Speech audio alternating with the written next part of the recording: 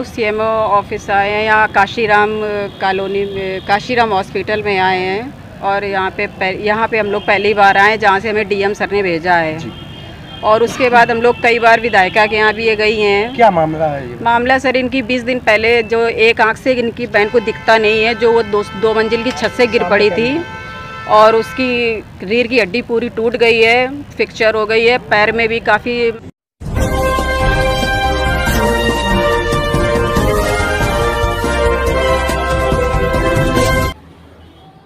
आइए खबरों की शुरुआत करते हैं।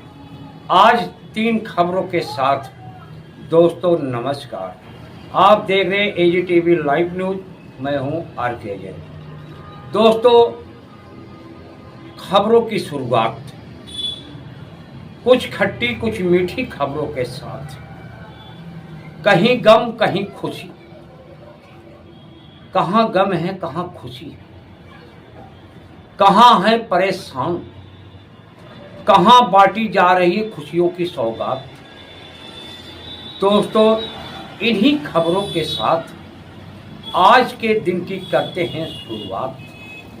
दोस्तों, देर न करते हुए आपको पहली खबर की ओर ले चलते हैं। खबरें हैं 3। दोस्तों, पहली खबर से कर रहे हैं शुरुआत। दोस्तों, देखें पहली खबर क्या है जो आपको दिखाने जा रहा हूं। दोस्तों, आप सरकारी अस्पतालों में जाते हैं तो बड़ी उम्मीदें होती हैं। आप सोचते हैं कि हमारा इलाज होगा, हमसे कोई पैसे नहीं लिए जाएंगे। तो आपकी ये भूल है, आप गलत सोचते हैं। दोस्तों, सरकारी अस्पताल सिर्फ नाम के लिए रह गए हैं। वो प्राइवेट से भी ज़्यादा पैसा वसूलने की कोशिश करते हैं। दोस्तों, कहने को तो सरकारी बड़ी बड़ी बिल्डिंगें हैं और बड़ी संख्या में स्टाफ, बड़ी संख्या में डॉक्टर, बड़ी संख्या में नर्सें आपको देखने को तो मिल जाएगी, लेकिन जिस तरह से बिल्डिंग है, स्टाफ है, डॉक्टर है, तो इनका खर्चा भी बहुत लंबा ही होगा। मैं इसीलिए कहा कि सरकारी प्राइवेट से ज़्यादा पैसे वसूलते हैं। दोस्तों, हाँ, मैं ऐसे नहीं कह रहा हूँ, इसके पीछे कहानी है। आइए आपको उस पीड़ित की जो परेशान है अपनी बहन का इलाज कराने के लिए, जहां सरकारी अस्पताल में डॉक्टर उससे मोटे रकम के लिए डिमांड करते हैं, मांग करते हैं, वो गरीब महिला लड़की कितना परेशान है, उसका दर्द उसी के जुबानी सुनाएंगे आपको। हम कहीं अपनी तरफ से कुछ नहीं तोड़ मरोड़ करते हैं। जो खबर होती है सीधा वही आप तक पहुंचाते हैं, वही दिखाते हैं। रेखा गुप्ता, जिनका नाम है, अपनी बहन के इलाज के लिए तो दर दर भटक रही है। सरकारी अस्पताल में जाती है, जिस अस्पताल का नाम है हाईलाइट, वहां उसे 50,000 रुपए मांगे जाते हैं। गरीब महिला है, घरों में काम करके किसी तरह रोटी चलाती है, गुजारा करती है, लेकिन उसके पास तो नौकरी भी इस समय नहीं है। अपनी बहन का इलाज कराने के लिए कितना मजबूर है। सीएमओ के पास जाती है, विधायक के पास जाती, जो वहाँ से लेडीज विधायिका बताई जाती हैं, उनके पास भी जाती है। और जो है अनेक जगह जाती है। अस्पताल के सीएमओ, डीएम जो भी हैं, ये डीएम सबके पास चक्कर लगाती है, लेकिन उसको जवाब क्या मिलता है जो इस खबर में वो जुबानी बता रही मीडिया को आप सुनेंगे। दोस्तों इसीलिए मैंने कहा कहीं खुशी कहीं गम। दोस्तों हाँ दोस्तों, ये पहली खबर थी। अब आइए दूसरी खबर की ओर भी आपको ले चलता हूँ। दोस्तों होली का त्योहार आया है। आज 13 तारीख है, कल 14।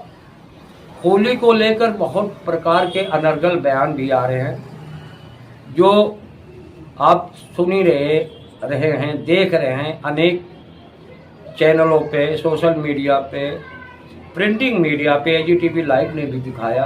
वो बयान आपको दोबारा हम नहीं दिखाना चाहते, क्योंकि लगातार नए बयान डेली अपने आप को हाईलाइट करने के लिए नेता लगातार कुछ न कुछ अनर्गल बयान होली को देके हिंदू मुसलमान को लेकर आपको अक्सर नज़र आते ही रहे हैं और आ रहे हैं।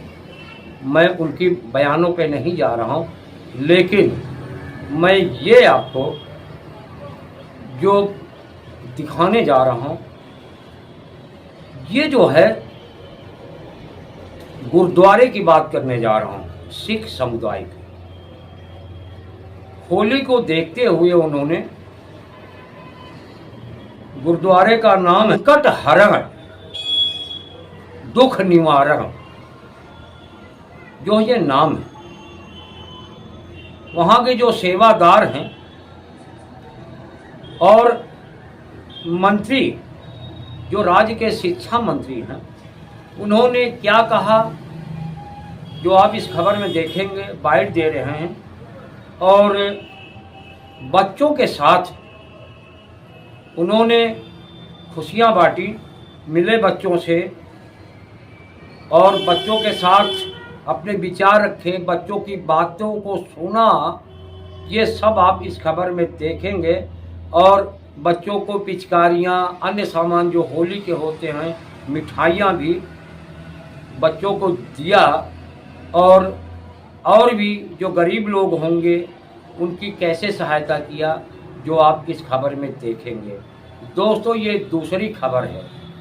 दोस्तों खबर को लंबी न करते हुए मैं थोड़ी ही स्टोरी बता रहा हूँ आपको। दोस्तों बहुत लंबी खबरें हो जाती हैं तो आप पूरी खबर देख नहीं पाते, इस वजह से आपको कम समय में पूरी खबरें बताने की कोशिश कर रहा हूँ, शॉर्ट कर। दोस्तों आइए अब तीसरी खबर की भी बात कर लेते हैं। सॉरी, जो है तीसरी खबर की बात कर लेते हैं, जो कि होली मेला। आप देखते होंगे पूरे भारत में एक होली मेले का आयोजन होता है पारंपरिक तौर पे, और कहीं बरसों बरस से होता आया है, कहीं इसकी शुरुआत भी होती रहती है नई परंपराएं के अनुसार, क्योंकि लोग सोचते हैं हम भी ऐसा करें। ऐसा ही जो है कानपुर में बहुत पुराने समय से होली मेले के आयोजन किया जाता रहा है और आज भी किया जा रहा है। दोस्तों मैं बात वहाँ की तरफ, पहले आपको बता दूं ये दोनों खबरें कानपुर की हैं और ये भी खबर जो बता रहा हूँ ये भी कानपुर से ही है। चीफ ब्यूरो रुस्तम खान के द्वारा जो मेहनत करते हैं, जगह जगह जाते हैं, खबरों से खबर निकाल कर लाते हैं, जो आप तक पहुँचते हैं। AGTV लाइव आप तक पहुँचाता है। यही कोशिश होती है कि आपको सारी खबरें ज़्यादा से ज़्यादा पहुँचाने की कोशिश करें, कोई घटना आपसे छूट न जाए। दोस्तों प्रयास बराबर होता है। दोस्तों अभी इस सिलसिले में जो आपको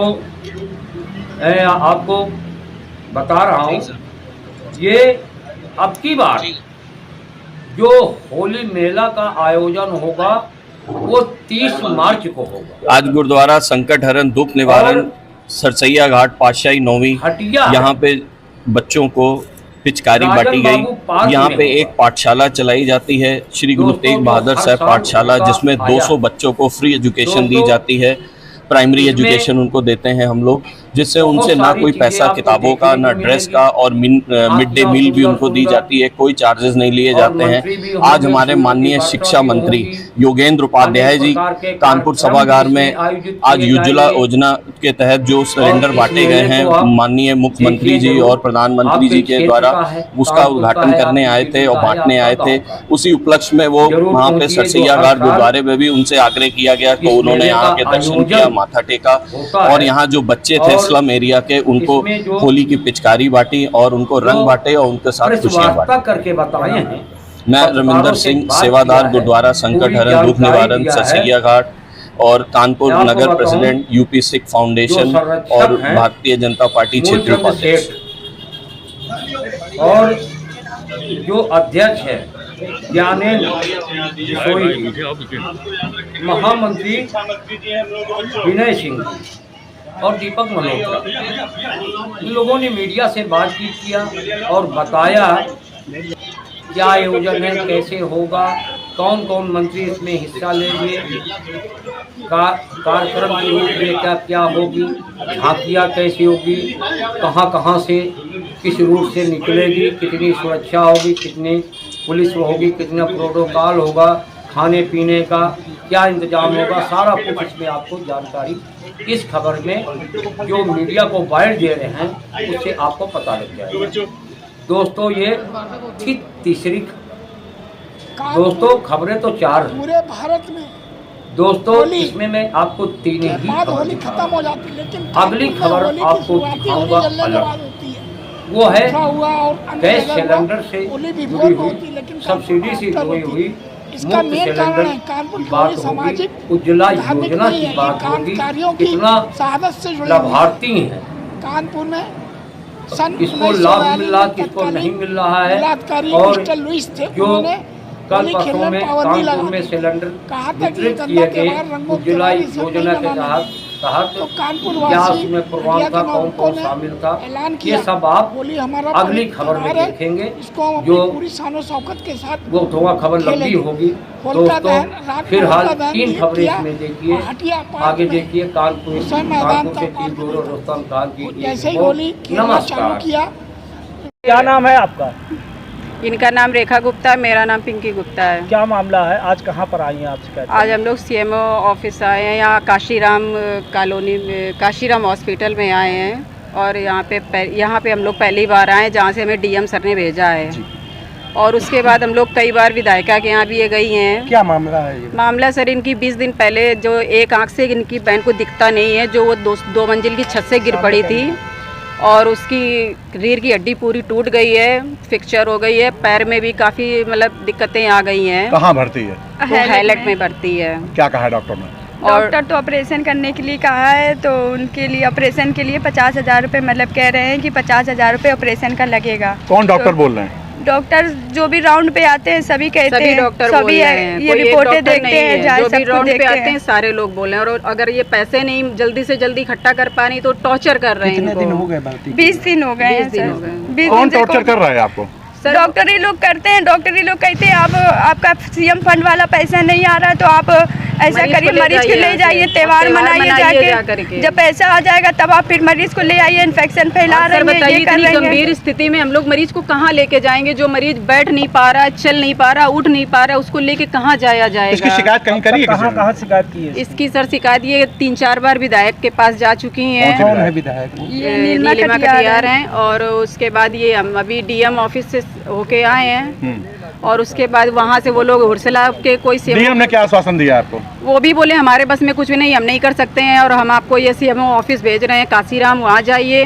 और फिर उसके बाद बोले कि नहीं तो पहले हुरसला चले जाइए। हुरसला में गए तो वो लोग भी हाथ जोड़ लिए कि हमसे कुछ नहीं हो पाएगा, आप वहीं सीएमओ ऑफिस जाइए। अब वो भी यही कह रहे हैं कि हम उनसे डॉक्टर से क्या कहा सीएमओ साहब ने? कुछ नहीं कहा, तो कह रहे हैं हम ठीक है, हम इंक्वायरी के लिए भेजेंगे। 50,000 जो आप बता रही हैं कि जो डॉक्टर पर का इल्ज़ाम लगा रही हैं, तो 50,000 वो इलाज के लिए मांग रहे हैं, डॉक्टर नहीं मांग रहे हैं। तो वही सब बता रहे थे सीएम ऑफिस। तो सरकारी हॉस्पिटल में कोई तो सर हम लोग की वही तो बात है कि जब हम लोग के पास अगर ये 50,000 रुपए होते तो हम हेलट में क्यों लेके आते हैं। क्या मांग करती हैं योगी आदित्यनाथ से? हम चाहते हैं कि हमारी बहन का इलाज, हमारे पास कुछ भी पैसा नहीं है, जो कुछ भी है अगर सरकारी हॉस्पिटल है तो एक भी पैसा ना लगे और हमारी बहन का इलाज ट्रीटमेंट अच्छे से हो ट्रीटमेंट कर दिया जाए। किस चीज का डर है, किस चीज का भय और डर ये है कि मतलब कोई दिक्कत परेशानी न हो, रीढ़ की हड्डी के कहीं और दिक्कत ना बढ़ जाए, इन्फेक्शन ना हो जाए। इन्फेक्शन तो हो ही रहा है रीढ़ की, अब रीढ़ की हड्डी टूटी हुई है, करवट नहीं ले पाती है, करवट लेती है रीढ़ की हड्डी करवट लेती है तो दर्द होने लगता है, उसके इन्फेक्शन फैल रहा है। कौन है आपके परिवार में? कोई नहीं है, सिर्फ एक मम्मी है, एक बहन है, वो भी आग से विकलांग है। इनके पिता भी 6-8 महीने पहले पिताजी एक्सपायर हो गए हैं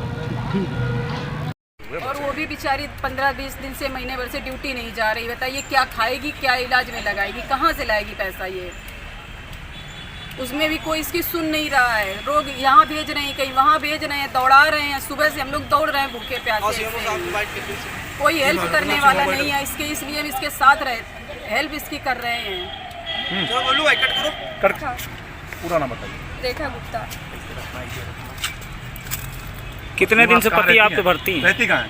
20 दिन से भर्ती है मरीज हमारा। आप रहती कहाँ है? हम तो रहते हैं गंगागढ़ में, पनकी तो गंगा। क्या 20 दिन में ऑपरेशन नहीं किया? जी नहीं, पैसे की डिमांड हो रही है तो इसलिए पैसे कहाँ से लेके आए। हम लोग की तो सर 5 रुपए कहाँ से लेके आएंगे। जो 6,000 की नौकरी करती है, मेहनत मजदूरी करके अपना परिवार चला रही है, वो कैसे कर पाएगी। 50,000 रुपए थोड़े होते हैं, हम लोग के लिए तो 50,000 बहुत होते हैं।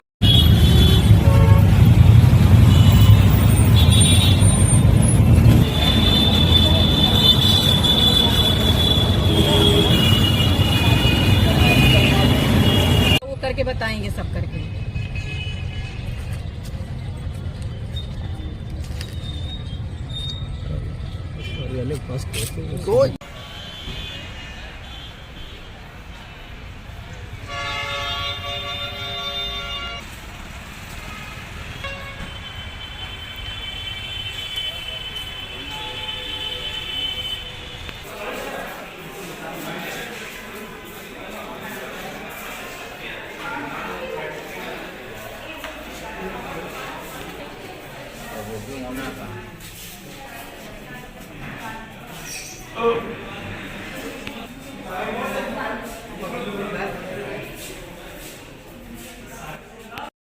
और वो भी बेचारी 15-20 दिन से, महीने भर से ड्यूटी नहीं जा रही। बताइए क्या खाएगी, क्या इलाज में लगाएगी, कहाँ से लाएगी पैसा ये।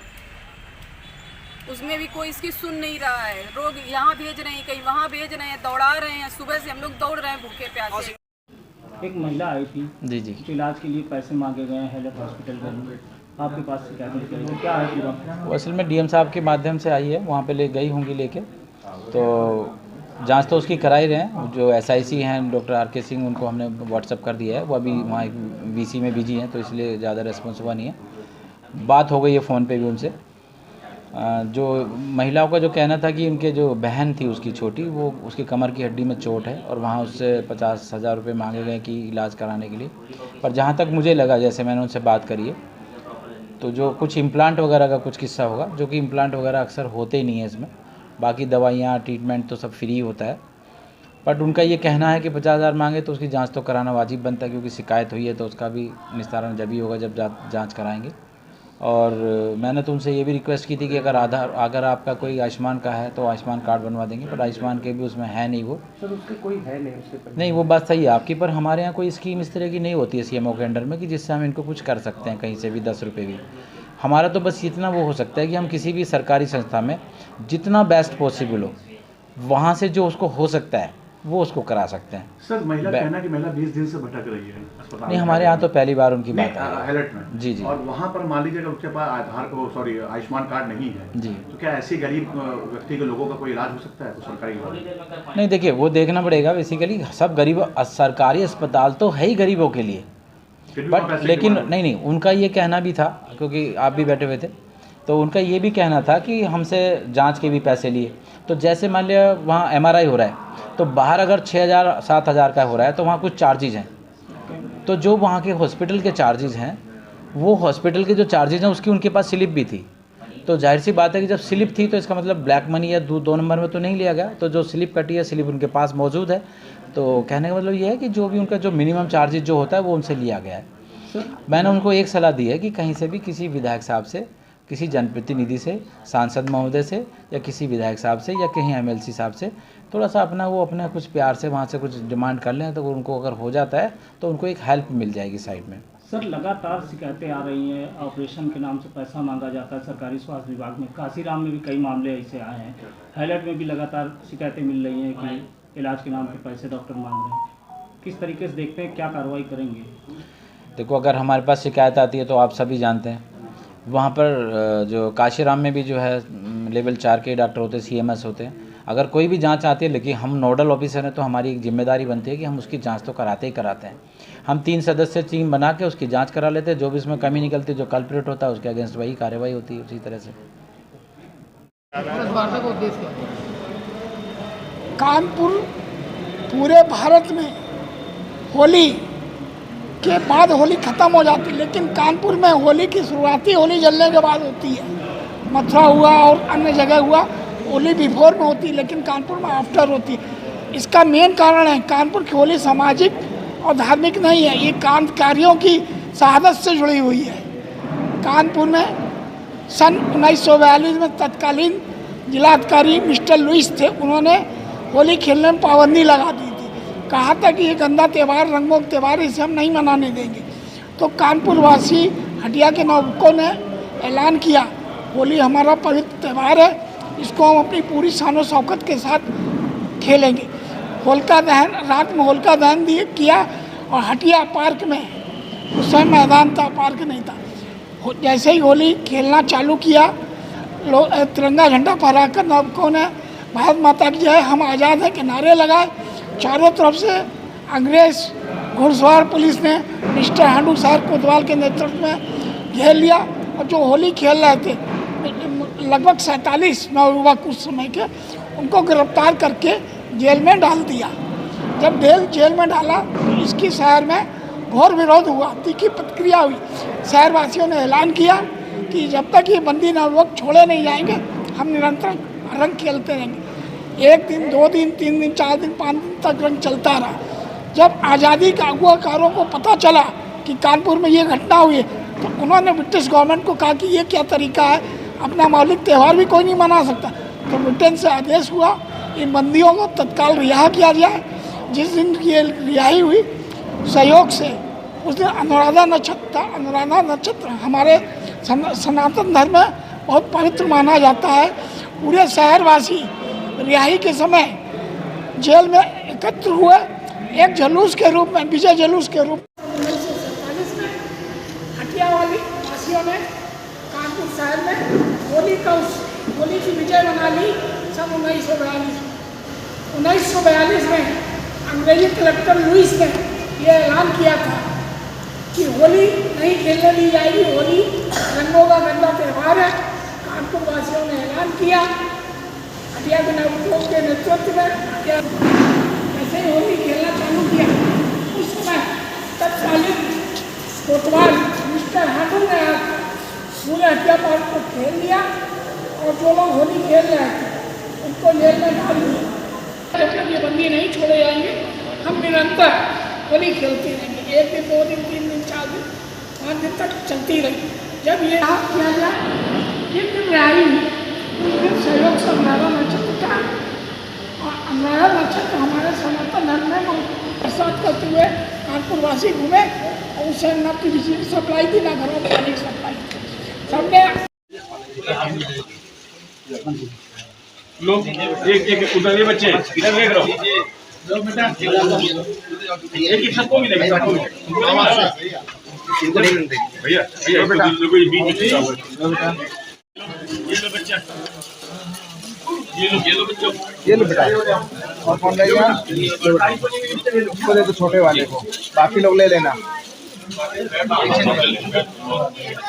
जिन बच्चों को नहीं मिलेगा, बच्चों को हाँ बड़े भैया जी का बड़े जी थोड़ा सा आगे आ जाए।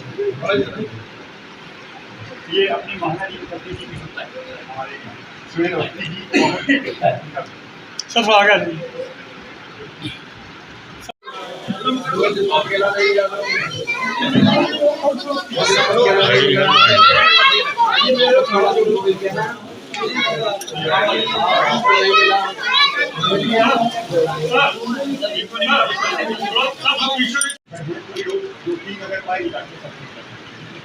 ठीक सर,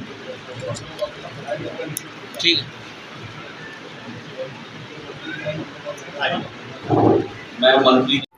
आज गुरुद्वारा संकट हरण दुख निवारण सरसैया घाट पातशाही 9वीं यहाँ पे बच्चों को पिचकारी बांटी गई।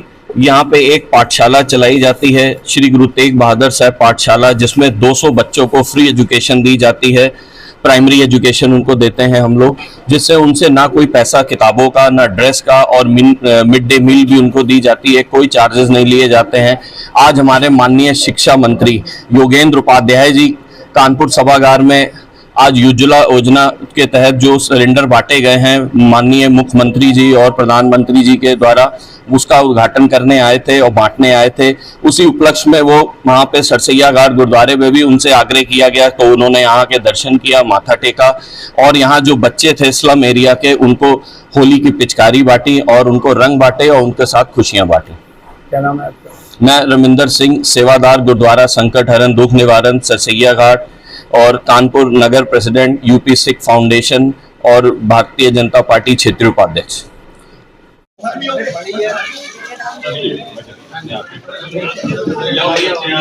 भाई पीछे आओ, पीछे। हमको याद रखिए, देखो ये शिक्षा मंत्री जी हैं हम लोग बच्चों। नहीं और भैया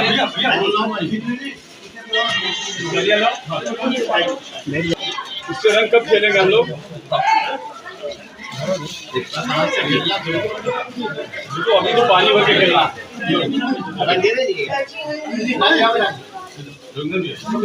बड़े जी दीजिए।